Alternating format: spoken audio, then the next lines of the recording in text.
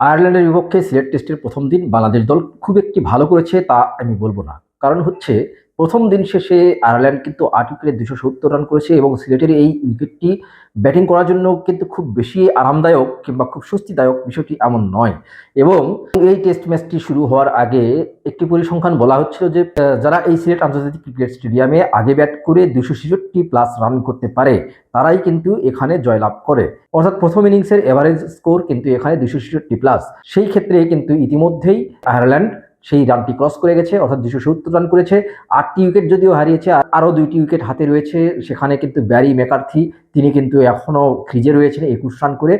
তার মানে আরও কিছু রান হয়তো বা তাদের যোগ হবে এবং যতগুলো রান হবে সেটি কিন্তু বাংলাদেশ দলের জন্য, বাংলাদেশের ব্যাটারদের জন্য একটি চাপ তৈরি করবে। কারণ বাংলাদেশের ব্যাটাররা আপনারা জানেন যে দীর্ঘদিন অন্য দুটি ফর্মেটে অর্থাৎ ওয়ানডে এবং টি-টোয়েন্টিতে খুব একটি ফর্মে নেই। তবে এই ফর্মেটে অবশ্য মুমিনুল হক এবং মুশফিকুর রহিমের মতো দুজন অভিজ্ঞ এবং টেস্ট বিশেষজ্ঞ প্লেয়ার কিন্তু রয়েছেন, সেটি একটি স্বস্তির বিষয় হতে পারে।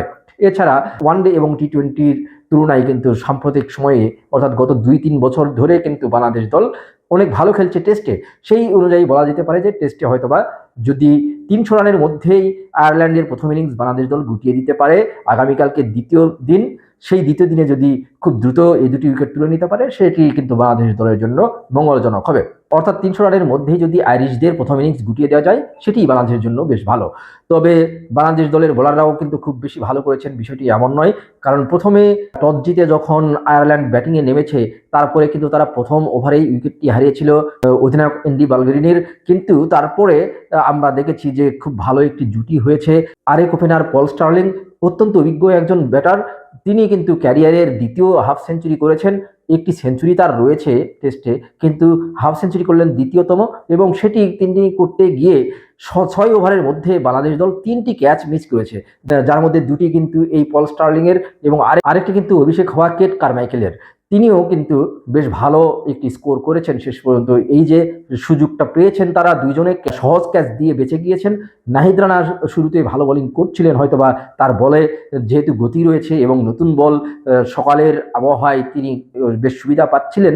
সেই বলগুলো কিন্তু স্নিক হয়েছে, বারবার ক্যাচ উঠেছে, সেই ক্যাচগুলো ছাড়ার কারণে সেই নাহিদ রানা কিন্তু পরে খেই হারিয়ে ফেলেছেন, তিনি কিন্তু লাইন লেংথটা ধরে রাখতে পারেননি।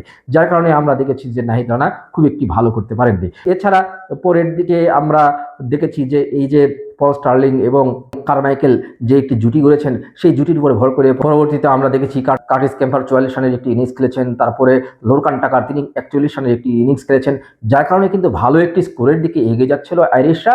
তবে থ্যাঙ্কস টু হাসান মুরাদ, যে হাসান মুরাদ ২৪ বছর বয়সে অবশেষে অভিষেক টেস্ট ক্যাপ পেয়েছেন। ১০৮ নম্বর টেস্ট প্লেয়ার তিনি বাংলাদেশের টেস্ট ইতিহাসে, এবং সেই টেস্ট ক্যাপটি তিনি পেয়েছেন অভিজ্ঞ তাইজুল ইসলামের কাছ থেকে। তাইজুল ইসলামের বিকল্প তো একটাই তৈরি করতে হবে, সেই ফলে শেষ পর্যন্ত অভিষেক হয়েছে তার, এবং সেই অভিষেক হওয়ার পরে তিনি কিন্তু খুব ভালো বোলিং করেছেন, বলা যেতে পারে যে তাইজুল ইসলামের চেয়েও ভালো বোলিং করেছেন, এবং যার কারণে কিন্তু পরের দিকে তিনি ২টি উইকেট তুলে নিয়েছেন। মেহেদী হাসান মিরাজ অভিজ্ঞতা অনেক অর্জন করেছেন, তিনি ৩টি উইকেট তুলে নিয়েছেন এবং দুর্দান্ত বোলিং করেছেন মেহেদী হাসান মিরাজ, যার কারণে কিন্তু বাংলাদেশ দল ঘুরে দাঁড়িয়েছে আমি বলবো যে সেকেন্ড সেশনের পরে। প্রথম সেশনে বাংলাদেশ একটি উইকেট পেয়েছিল, মাত্র ২৬ ওভার বোলিং করেছিল, ৯৪ রান করেছিল আয়ারল্যান্ড, এবং তারা কিন্তু খুব ভালো অবস্থানে ছিল ১ উইকেটে ৯৪ রান করে। দ্বিতীয় সেশনে বাংলাদেশ দল ৩০ ওভার আরও বোলিং করেছে এবং আরও ৯০ রান যোগ করেছে কিন্তু আয়ারল্যান্ড। তবে ৩টি উইকেট তারা হারিয়েছে ওই যে দুই স্পিনার বললাম, মেহেদী হাসান মিরাজ এবং তাইজুল ইসলাম, তারা কিন্তু ভালো বোলিং করার কারণে। এরপরে শেষ সেশনে আরও ৩৪ ওভার বোলিং করেছে বাংলাদেশের বোলাররা, সেখানে রান দিয়েছে ৮৬ এবং আরও কিন্তু ৪টি উইকেট বাংলাদেশ দল তুলে নিতে পেরেছে। এর পেছনে মূলত আসলে যদি দেখি যে ৭ উইকেট হারিয়েছিল আয়ারল্যান্ড ২২২ রানে, তখন মনে হচ্ছিল যে খুব দ্রুতই তারা অল আউট হয়ে যাবে, কারণ তখনও ১৭ ওভার বাকি ছিল দিনের। কিন্তু এরপরে দুর্দান্ত একটি জুটি করেছেন অভিষিক্ত জর্ডান নেল এবং তার সঙ্গে ব্যারি ম্যাকার্থি, তারা কিন্তু ৫৮ রানের একটি দারুণ জুটি করেন অষ্টম উইকেটে, এবং সেই ৫৮ রানের জুটিতে তারা কিন্তু খুব ভালো যে এভারেজ স্কোর এই সিলেটের উইকেটে প্রথম ইনিংসে, সেই এভারেজ স্কোরটাকে তারা পেরিয়ে গেছেন। তাদের জন্য আসলে দুর্ভাগ্য যে একদম দিনের শেষ বল অর্থাৎ ৫৪০তম বল, ৯০ ওভার যেহেতু খেলা হয়েছে, একেবারে শেষ বলে তাইজুল ইসলামের একটি ঘূর্ণি বলে লাইন মিস করেছেন। দুর্দান্ত ব্যাটিং করতে থাকা ওই জর্দান নেইল ফ্লাইটটা বুঝতে পারেননি এবং লাইন মিস করার কারণে কিন্তু এলবিডব্লিউ হয়েছেন এবং 30 রানে তিনি সাজঘরে ফিরেছেন। এটি বাংলাদেশ দলের জন্য একটি স্বস্তির বিষয়। লাস্ট বলে যে জর্দান নেইলের উইকেটটা নিতে পেরেছে, এই কারণে কিন্তু বাংলাদেশ দল কিছুটা হলেও একেবারে শেষ মুহূর্তে এগিয়ে গেছে। তবে ওভারঅল বলবো যে বাংলাদেশ দল এরকম ঢিলেঢালা একটি দিন কাটিয়েছে, যেখানে বাংলাদেশ দলের মধ্যে কিন্তু ওইরকম সিরিয়াসনেস দেখা যায়নি, অনেক মিসফিল্ডিং দেখা গেছে। 5টি সহজ ক্যাচ মিস করেছে বাংলাদেশের ফিল্ডাররা, না হলে হয়তোবা আয়ারল্যান্ড আরও অনেক আগেই অল আউট হতে পারতো। এবং শেষ দিকে বোলাররা যে খেই হারিয়ে ফেলেছেন, ধৈর্যটা ধরে রাখতে পারেননি, তাদের রিদমটা ধরে রাখতে পারেননি, যার কারণে কিন্তু অষ্টম উইকেটে 58 রানের একটি জুটি করেছেন। জেনুইন ব্যাটার যারা নন তারা কিন্তু সেই 58 রানের একটি জুটি করেছেন। সেই ব্যারি ম্যাকার্থি এবং একেবারে আনকোরা নতুন প্লেয়ার জর্দান নেল, তারা কিন্তু এই জুটিটা গড়েন। সেটি কিন্তু বাংলাদেশ দলের জন্য বড় দুশ্চিন্তা হতে পারত দ্বিতীয় দিনে বাংলাদেশ দলের অন্ততপক্ষে সেই দুশ্চিন্তা করতে হচ্ছে না।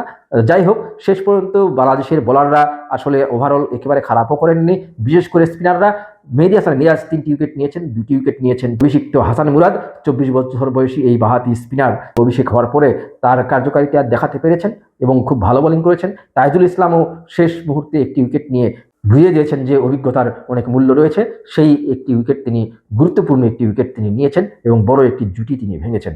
দেখা যাক দ্বিতীয় দিন বাংলাদেশ দল এই আয়ারল্যান্ডকে কত কম রানে আটকে রাখতে পারে এবং আর বাকি 2টি উইকেট দ্রুত তুলে নিতে পারে। এরপরে কিন্তু বাংলাদেশের ব্যাটারদের বড় চ্যালেঞ্জ অপেক্ষা করছে। দেখা যাক, দ্বিতীয় দিনটা বেশ চমকপ্রদ হতে চলেছে, গুরুত্বপূর্ণ হতে চলেছে বাংলাদেশ দলের জন্য। ধন্যবাদ সবাইকে।